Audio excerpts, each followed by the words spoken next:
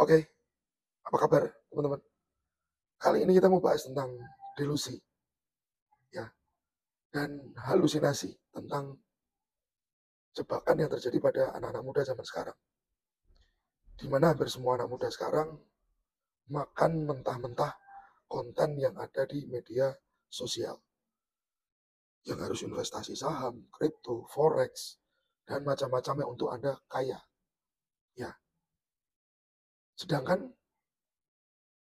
si anak-anak yang menelan konten ini sendiri, kadang-kadang mereka punya standar kaya itu yang berbeda. Standar kaya mungkin mobil sport, standar kaya mungkin punya Bitcoin sekian puluh koin or something lah ya. Tapi teman-teman harus paham tentang sebuah latar belakang. Ya di opening kita bahas latar belakang. Ada anak-anak yang bicara saat dia ada di kondisi lahir dari anak seorang pengusaha. Dia punya mobil beberapa, punya motor yang banyak. Si anak itu akan bilang dia nolnya ya seperti itu. Saya dari keluarga sederhana. Sederhana dari kacamata dia. Ya, yang dengan sudah punya usaha, mobilnya beberapa, motornya beberapa. Ada lagi mungkin seseorang anak yang dia adalah anaknya seorang guru, yang mobil aja nggak punya, motor aja mungkin satu atau dua, yang dipakai bapak atau ibunya, padahal anaknya tiga atau empat. Mungkin standarnya dia itu cukup, kecukupan ya teman-teman. At least dia bisa hidup dengan cukup baik, standar cukup lah ya. Nah itu level nol dari orang kedua ini tadi. Tapi teman-teman coba bayangin, gimana dengan anak-anak yang ada di panti asuhan, yang mereka bapak ibu aja mungkin nggak kenal, ya, yang mereka makan sehari hanya 2 kali. Coba dipikir teman-teman. Nah, di sini saya mau bilang, enggak semua dari kita itu punya standar yang sama. Enggak semua dari kita punya nilai start yang sama. Kita punya privilege yang berbeda. Kita juga punya apa ya, basic yang berbeda. Jadi tolong samakan dulu pemikiran Anda. Kenapa kamu nggak bisa gini, kenapa nggak bisa gitu? Anda lihat dulu latar belakangnya seperti apa. Saat Anda mengerti latar belakangnya, usaha Anda harus seperti apa. Anak pertama anak pengusaha, anak kedua anak guru, yang anak ketiga adalah anak yatim piatu. Mau tidak mau yang usaha lebih keras, anak yang nomor berapa? Teman-teman bisa tulis di kolom komentar. Ya, jadi ini relate-nya kehidupan dia seperti ini. Nggak bisa semua relate, semua harus kaya, semua bisa harus dicapai. No. Kecukupan aja sudah bersyukur. Oke, sekarang kita masuk ke poin pertama. Ya, delusi dalam investasi. Kita harus pahami apa itu delusi dan halusinasi. Halusinasi adalah saat Anda melihat, mendengar sesuatu yang sebenarnya nggak ada. Ya. Sementara delusi adalah keyakinan kuat yang nggak sesuai dengan kenyataan. Kenyataan. Contoh nih, banyak orang yang punya pendapatan low, rendah. Dia pengen kaya, pengen punya dapat uang banyak dari investasi. Padahal penghasilannya dia sendiri pun buat investasi kurang. Ya, bayangin aja, dia cuma punya penghasilan 3 juta per month. Berapa dong kemungkinan dia bisa investasi? 1.500.000. Padahal 3 juta pun itu sudah minim sekali. Minim sekali. Beda lagi dengan orang yang punya penghasilan 10 juta. Ya, mungkin dia bisa invest 3 juta, 4 juta, maybe bisa. Asal gaya hidupnya nggak terlalu tinggi. Ada juga seorang ya yang dedikasi oleh orang tuanya untuk investasi. Berbeda lagi. Jadi tolong nggak bisa disamaratakan semua. Saya harap perkataan saya clean and clear. Dan ada orang yang punya privilege. Dia mengerti tentang financial market, mengerti tentang investasi sejak dini. Ada orang yang sama sekali nggak ngerti. Ya, tinggal di kampung mungkin. Dia nggak dapat pendidikan yang cukup mungkin. Circle-nya. Oke. Jadi intinya nggak semua orang bisa kaya dari investasi. Faktor utama adalah income. Kalau Anda mau kaya, poin pertamanya ya generate income dulu. Naikin dulu income Anda. Baru Anda bicara kaya. Ya, kita masuk ke poin kedua. Siapa aja sih yang terjebak di delusi ini, halusinasi ini? Yang terjebak kebanyakan orang-orang yang penghasilannya UMR. UMR Jakarta dan Semarang itu beda. Jakarta mungkin hampir 6 juta, Semarang hampir 4 juta. Beda. Nilainya sudah beda. Gaya hidupnya beda, biaya hidup juga beda. Ya. Mereka mungkin lihat influencer keuangan yang sering bahas tentang investasi, trading. Jadi pikirannya mereka, trading, investasi, kripto itu salah satu jalan untuk cepat sampai ke financial freedom. Tapi nggak sesederhana itu. Pahami teman-teman ya. Nggak semua orang punya circle of privilege yang bagus. Anda harus tahu itu. Sadari dulu seberapa value kita. Kalau value kamu masih kecil, ya naikin dulu value-nya. Naikin dulu value-nya.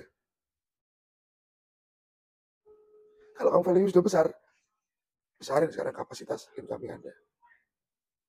Oke teman-teman. Lalu kita masuk ke pembahasan ketiga.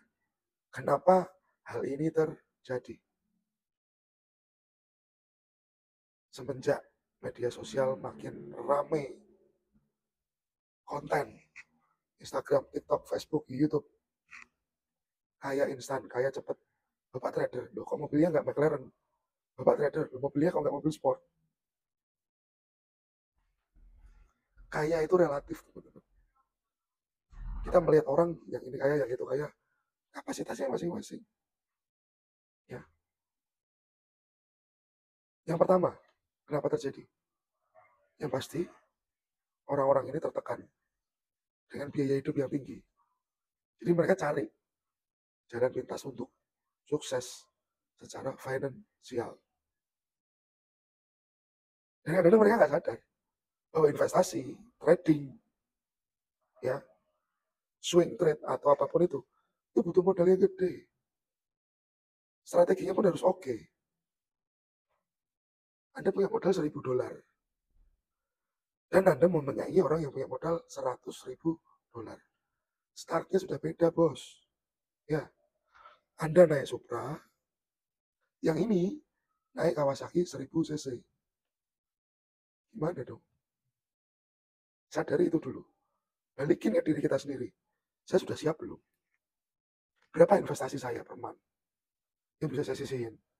Berapa aset hasil yang saya hasilkan tiap bulan? Ini semua bicara tentang pola pikir, teman-teman. Investasi bukan jaminan jadi kaya.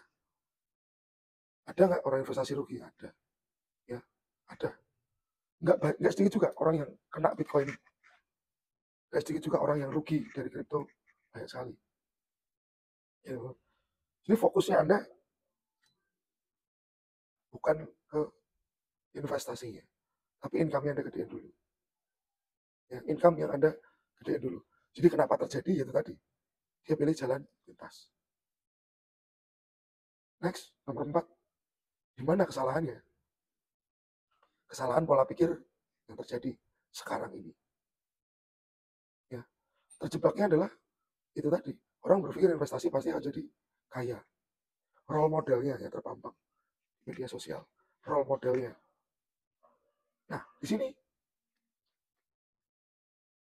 ya harus teman-teman tahu. Investasi itu berisiko. Jadi jangan pikir hanya untungnya saja. Pikir risikonya juga. Jangan goblok, teman-teman. Jangan goblok. Kalau semua orang dari trading itu bisa menghasilkan, nggak akan ada marketing di dunia trading. Ya. Kalau trading ini selalu pasti profit, mungkin nggak ada broker. Nggak ada broker yang apa? Yang bandar. Karena pasti rungkat bandarnya. Oke, pahami itu. Jadi semua hal yang Anda lakukan termasuk investasi, pasti ada risikonya. Jadi ini ya, generate dulu income Anda, baru kita bicara investasi. Oke. Fokus ke besarkan income, baru investasi. Income Anda masih biasa-biasa saja, Anda berpikir investasi percuma. Buang waktu, buang tenaga. Mending waktu dan tenaga Anda alokasikan untuk besarin income. Apapun yang bisa Anda kerjakan. Cari side hustle. Ya, teman-teman. Nah, menutup teman-teman. Pikiran untuk cepat kaya itu bahaya. Ya. Jadi orang-orang banyak sekarang akhirnya malah milih ke judi online. Ada investasi yang salah. dan malah bisa nyebur ke tempat yang nggak benar. Uangnya hilang semua. Apa yang sudah diperjuangin hilang. Ya. Jadi hati-hati untuk penawaran apapun yang skemanya nggak masuk di akal, menjanjikan keuntungan, itu biasanya kemungkinan adalah penipuan. Oke. Lalu yang kita bahas secara semuanya ini kesimpulannya ya, investasi itu bukan hal yang buruk, bukan hal yang buruk sama sekali. Tapi kalau penghasilan masih kecil dan jam terbangmu masih rendah ya, nanti dulu, sabar dulu. Fokusnya ke aktif income dulu, ya, making money dulu. Investasi ada di belakangan. Untuk trading, persiapkan strategi Anda, money management, mindsetnya jangan lupa. Sekali lagi, jangan goblok. Ya, dalam arti gobloknya apa? Dipikir-pikirin orang yang pamer. Dan sebenarnya grup saya nggak suka. Ada orang share profit, share layar-layar, karena nggak ada efek baiknya. Nggak ada efek baiknya. Ya. Jadi saya minta teman-teman semua aware, semua bisa belajar dengan baik, dan mengerti dengan baik juga tentang apa yang harus Anda lakukan di awal. Goalsnya boleh Anda tulis, tapi prosesnya jangan dilupakan. Oke? Semoga video ini bisa bermanfaat untuk teman-teman semua.